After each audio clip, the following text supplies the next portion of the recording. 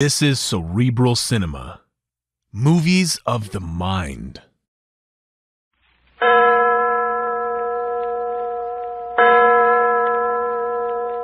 Adventures by Morse.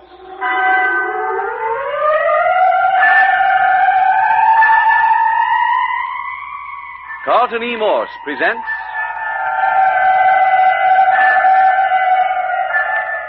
It's Dismal to Die, featuring Captain Friday. If you like high adventure, come with me.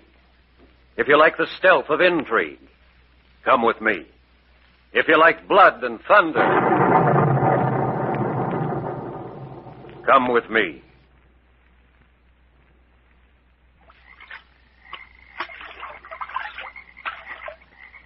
When Captain Friday and Skip Turner arrived in New Orleans on the return home from the Chilean jungles, a telegram was waiting for them. It read, "Implore your help. Impossible to contact police. Can you meet me, Lake Drummond, South Carolina, on the edge of Dismal Swamp immediately?" You decided to go to Lake Drummond, South Carolina, Captain Friday? No, it was Skip. He made up our minds in about 2 shakes of a lamb's tail. You're doggone right I did. You forgot the important part of that telegram. What's that? It was signed Julie Lane. The damsel in distress. Well, you can't leave a poor, helpless little female wringing her hands in the middle of the Dismal Swamp in South Carolina, can you? Anyhow, not a pretty little one like Julie. How'd you know what she was like? You never heard of her before. Brother, when it comes to female women, I got second sight. I was as pretty a hunk of gal as ever I set eyes on, too. Black hair and blue eyes and skin like wild honey right out of the comb. And married, Skip. Don't forget that. No, I ain't forgetting the look on her face when she told us her husband was lost in the swamp. Lost? Yes, that's the word she used. She said her husband had been lost in the Dismal Swamp for more than a month. That's all she told us until we were deep in the swamp. They reached Lake Drummond just after sunrise on a brilliant October morning, when a dawn wind ruffled the water, stained by juniper and cypress, to the color of old Madeira. There they met Julie Lane. He was waiting for them with a flat-bottomed boat, waiting to pole them into the heart of the swamp, waiting fearfully and begging them to hurry, hurry. In 5 minutes, they'd left the wide reaches of the lake behind them. Giant cedars and cypress, older than the memory of man, blotted out the sun. Her husband was lost, and there was no time to talk. That's all she would say. They pushed their way through networks to tangled grapevine and honeysuckle overhanging the stream. Captain Friday and Skip alternately poling and fending the boat from snags of fallen timber. The girl, Julie, hung over the bow, scanning the water for cypress knees, waiting just below the surface to rake the bottom of the boat. Snag, Skip. Watch it. Yeah, I got it. Oh, man, the fella sure picked a right name for this place. Dismal. And dark and damp and crawling. The bottom of a well would be cozy by comparison. Yeah. At least well water looks like water. This stuff looks like all Custer's Army got themselves massacred in it. How you coming, Julie? All right. Stop poling now, Captain Friday. Oh? Cypress knees underwater, whole forest of them. I'll have to pull us through. Hey, let me up front. I'll do it. No, you just waste time. I know how to do it. I know the channel. Okay, but I feel awful foolish squatting here like a blamed Injun while a little old scrap of squaw no bigger than my arm does the hard work. Just sit quietly. Skip. Yeah? You smell something funny.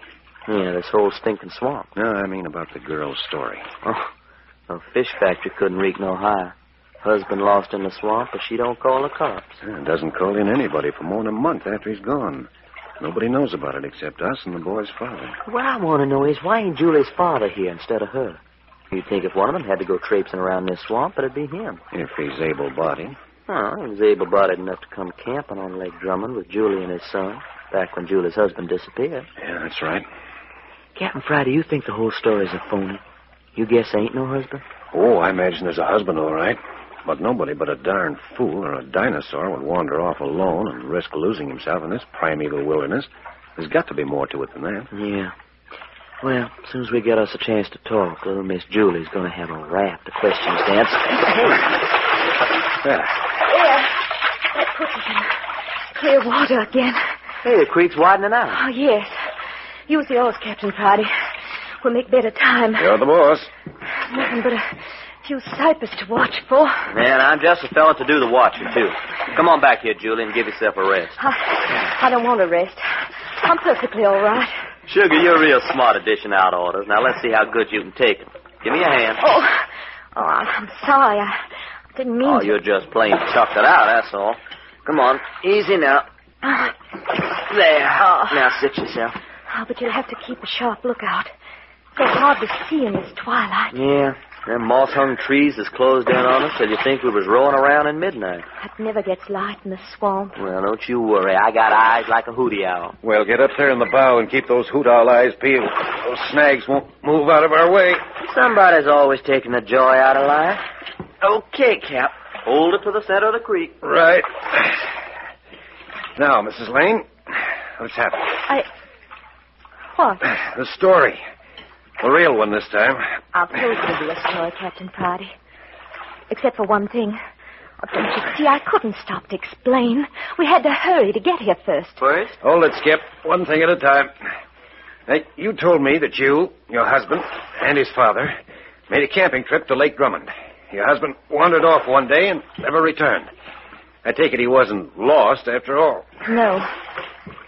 Captain Friday, he was kidnapped. Oh, now we got some. Why didn't you go to the police? Look around you. What good do you think the police were doing here? I've always lived close to the swamp. I love it. I know it as well as anybody. But there are miles of it I've never seen. Nobody has. Except maybe a descendant of some old Cajun or swamp family. Cajun? The Cajuns are a queer mixture of the backcountry people. Live to themselves. They've had these swamps to themselves for ages. Of course, they had to fight snakes and bears and quicksand. Quicksand? Is that stuff in here, too? Plenty of it. That's another reason I couldn't ask the police for help. The note from the kidnappers warned me. They said they'd put Johnny in quicksand, alive. Oh, great. They promised to return him safe if you paid up? They said they'd bring him back if we did what they said. But they didn't want money. What? Oh, whoever heard tell a kidnapper's not interested in dough. These aren't. Well, then what do they want? I can't tell you. Now, wait, Mrs. Lane. How do you expect us to help you if you won't say what's behind all this? But I don't know what's behind it. Honestly, I don't. Oh, Captain Friday, what does it matter what they want, just so we save Johnny? You don't trust the kidnappers to set him free? They'll never free him. He's been with them a month. He must know something about them. They wouldn't dare let him go. Well, maybe you've got something there, sister. Easy, Cap. The creek's getting narrow again. Oh, you can still use the oars for a while. We're almost there. Well, pardon me if I sound curious, but just where is that? The place where I lost the dummy. The dummy? What's a dummy got to do with it? Not a dummy, the dummy. The big, shaggy Cajun who lives in the edge of the swamp and can't talk.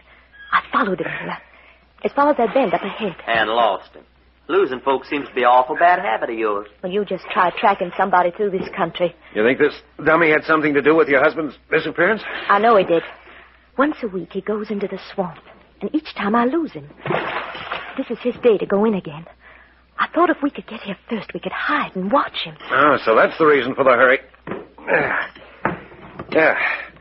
Reach me the pole, will you, Skip? Why, Short? Yeah. Pretty narrow here for rowing. We only had a few minutes start as it was. The dummy always leaves right Hold after... it. What's up? Listen. Hear that? Hey, it's the dummy. Yeah, right behind us. Skip, grab those vines. See if you can haul us into the bank. You bet your life. Captain Friday, it's only a few yards to the bend. Can't we get around it so we can walk? No, not a prayer. Our only chance is to take cover. Let's work her in under the vines, Skip. Yeah, okay. It takes some doing. This stuff's been here since the year.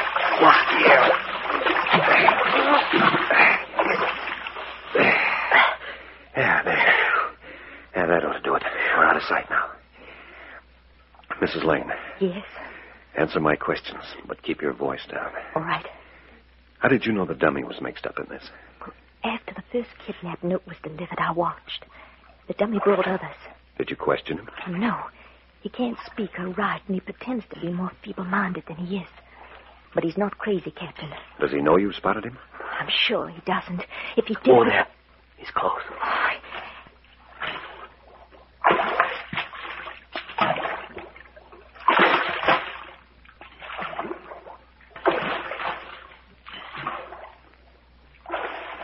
Glory, hallelujah. Do you see what I see? I do. That ain't a man, it's a gorilla. I told you he was big. You didn't exaggerate none. 6'6" if he's an inch, and built like a tar barrel.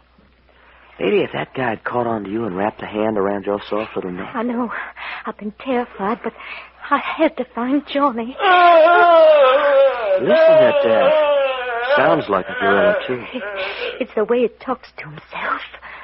He's around the bend. Shove us out, Skip. Yeah. I'll help, Captain.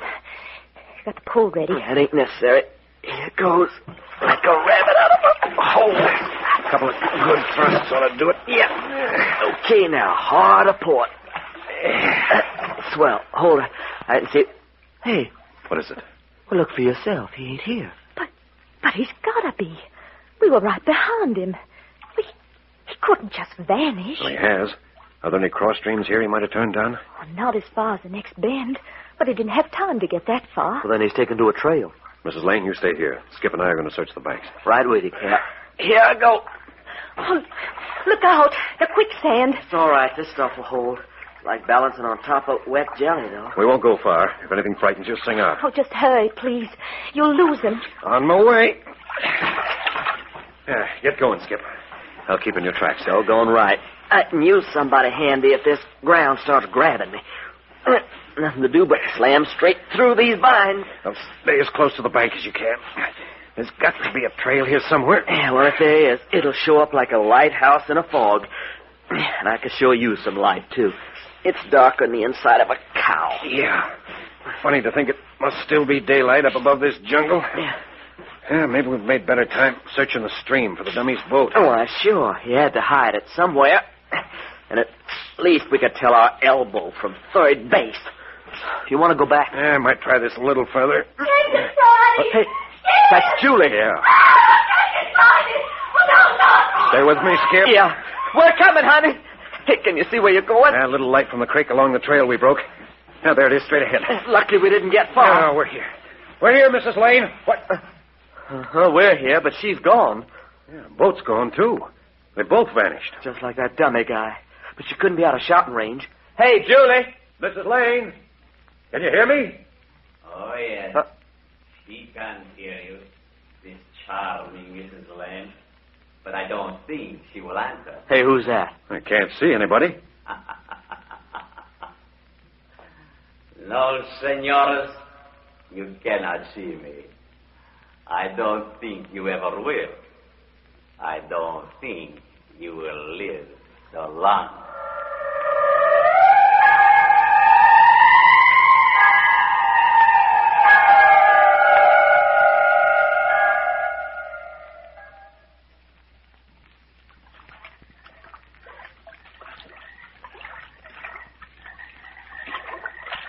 Captain Friday and Skip Turner have gone with Julie Lane in search of the girl's kidnapped husband. They are deep in the heart of Dismal Swamp, South Carolina, a fearful region of ancient moss-hung trees, swarming vines, rotten earth, and quicksand, so buried in vegetation that not even a bird can live there. They were trailing the dummy, a huge gorilla-like descendant of a Cajun swamp family. But around a bend in the creek, the dummy vanished. When Captain Friday and Skip left Julie to search for him, she vanished too, and their boat disappeared with her.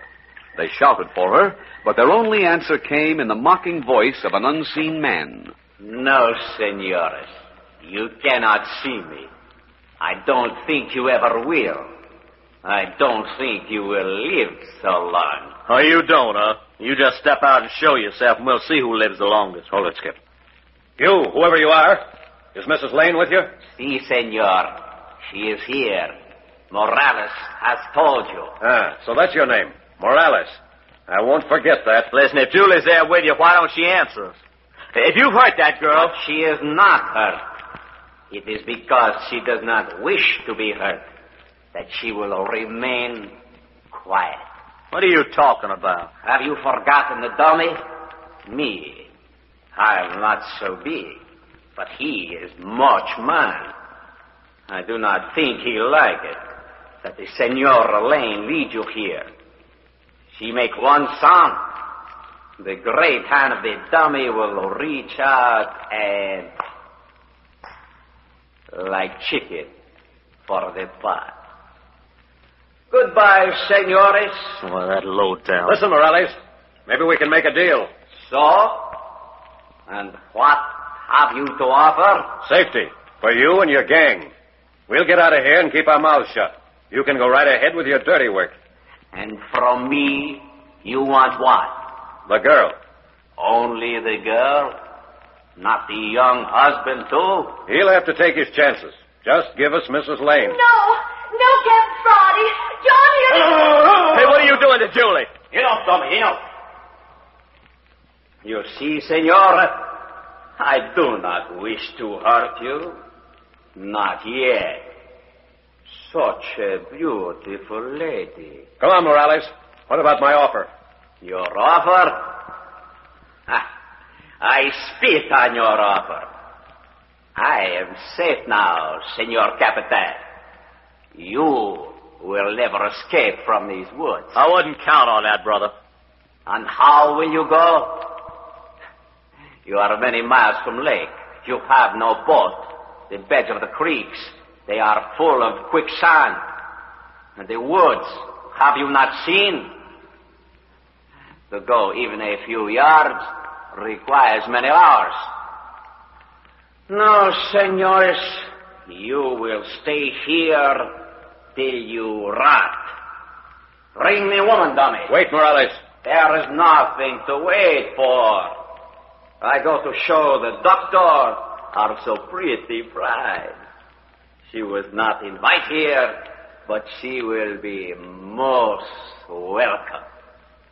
The doctor also appreciates the beauty.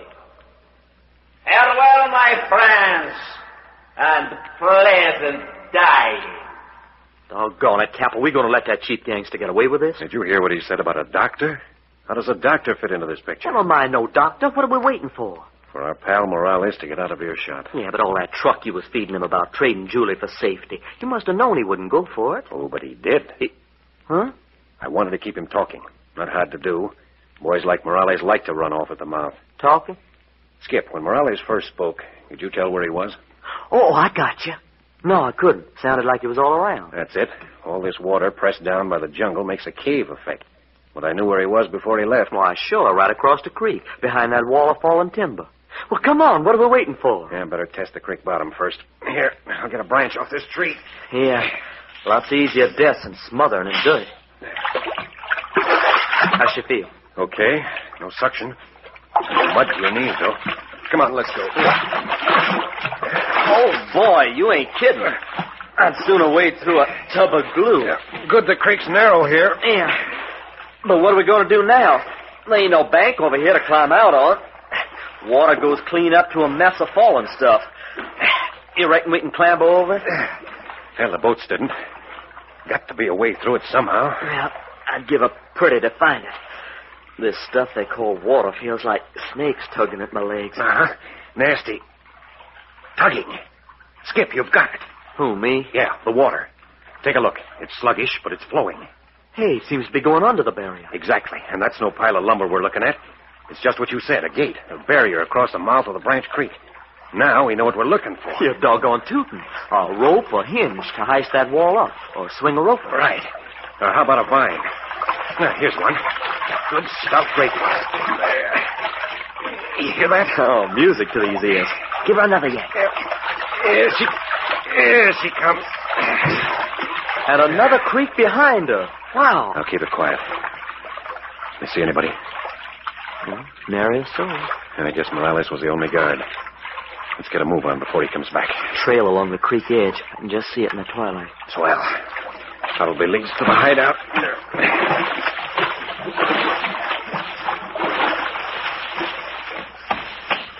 Oh, boy, it feels good to get my toes out of this bush. Yeah, we can make time on a dry trail, too. Poor little old Julie. The way I feel, a real thorough killing wouldn't do Morales a speck of harm. Yeah, we haven't played it too smart, Skip. When the dummy let out that yell, we ought to have known we were close to home. Yeah, but Julie said he was just talking to himself. Not that time he wasn't. He was signaling Morales. Hey, look. There's our boat. Yeah. And the dummies. Skip, see what I see? The tarpaulin up on the bow has been jerked back. Well, what do you know? Canned goods. Enough for an army. Enough to keep the gang living in high for a few days, anyway. So that's what the gorilla man was up to, running in supplies. Yeah, they had to have a pipeline. Make it snappy, Skip. We've got to get off this trail. The dummy's due back to unload. It sure wouldn't be no healthy place to get trapped, would it? And look ahead. The path's just a black tunnel chopped through the wood. Oh, I wish we had a flashlight. Yeah, we might take to the woods, but we'd make a noise like a herd of elephants. Now, come on, and keep it quiet. Yeah. Cappy, I sure wish I knowed what this is all about. Personally, I'm up to my armpits in pure ignorance. I could ask a few questions myself. For instance, why Julie's father-in-law sent her into danger instead of coming himself. Right on the nose. And why she clammed up on us back in the boat. Oh, that's easy. She's scared. You mean her husband's old man? He might be out on a limb? Yeah, or the husband himself. For all we know, the kidnappings are blind. He could be up to his neck in this dirty work. It could be, for a fact. Hey. Huh? Something's wrong with my ears. What's that? Well, I keep thinking I hear birds. There ain't no birds.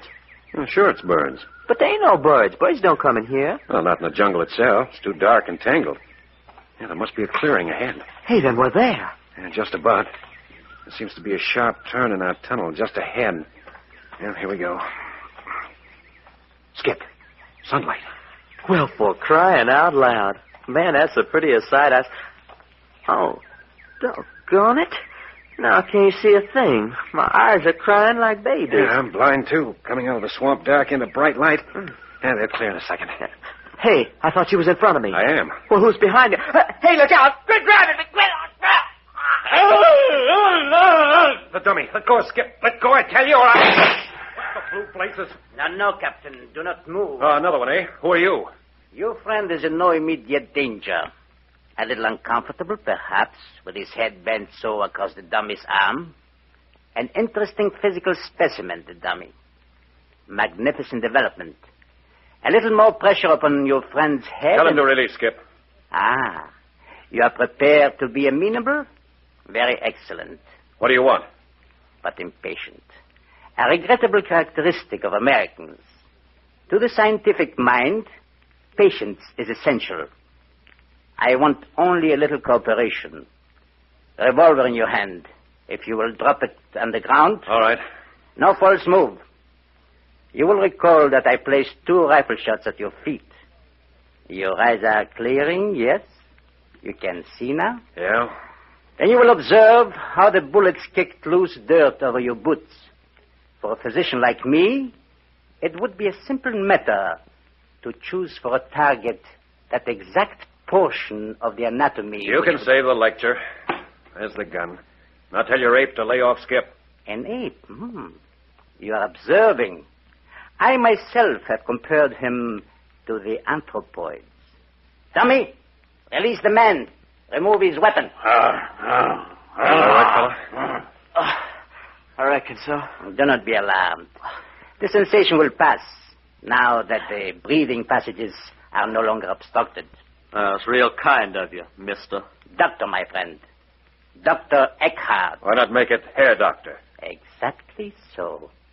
That would be more correct. An uninvited guest in our country. That is due to the stupidity of your people. But I'm here, and I have been of service. Perhaps later, I shall be still of greater service. But enough of this. You will step forward out of the trail. Now, that dummy. He never could have took me in a fair fight. An interesting speculation. Perhaps we may arrange a little contest between you and him. We have so few amusements here.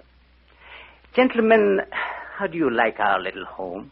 It ain't so little. As you say. You observe the large living cabin. The one over there, the small cabin, is for, shall we say, storage? The wide protecting strip of marsh? Protecting? I should not advise you to cross it without a guard. Hey, you got Julie across there. You are concerned for her? But you need not be. She's safe with Morales. Safe? Well, that guy? Oh, perhaps he is a little nervous at the moment. We have been long in the woods, but I command here. He has his orders. I shall save Mrs. Lane for a higher destiny. You talking about yourself? Exactly. Well, listen, I'll tear you limb from you limb. will do nothing. Dummy! Hey! Why, you ugly knocking Skip out from behind. And you, Captain. Ooh. Oh. Very good. Excellent teamwork, Dummy. As I say, I'm a cautious man. Our guests will not now observe our passage across the march. Search them, Dummy. Take them to the storage cabin and tie them tight. They will make excellent specimens for my table.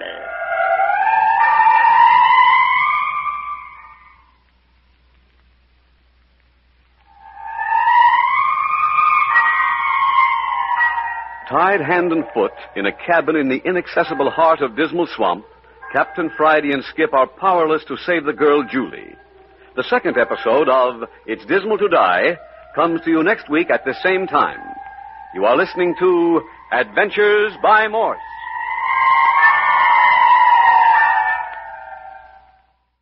Cerebral Cinema hopes you have enjoyed this movie of the mind.